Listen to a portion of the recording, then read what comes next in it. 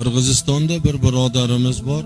Amakilari bolalarini so'kar ekan. Hey badbaxtlar, ey namoz o'qilaring, ibodat qillaring.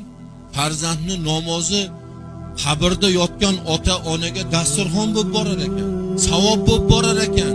Shu farzandni duosidan ota-onani darajasi ko'tarilar ekan. Gunohlari kechirilar ekan.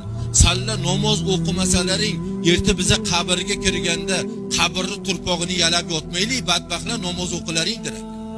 Namoz o'qimagan farzand, namozni eslamagan farzandni ota-onasi turpoq yalamay nima yalaydi? Asal yalaydi. Qaymoq yalaydimi? Qo'limizdan kelgani shu, boshqa nima keladi qani qo'limizdan? O'tgan otamizga har kuni bir taom olib borib bera olmasak, olib borgan taqdirda uni qabrga uzata olmasak, uzatgan taqdirimizda uni yeya olmasak, nima o'zi, nima bilan qilishimiz kerak-ku ota-onani? Bizlarga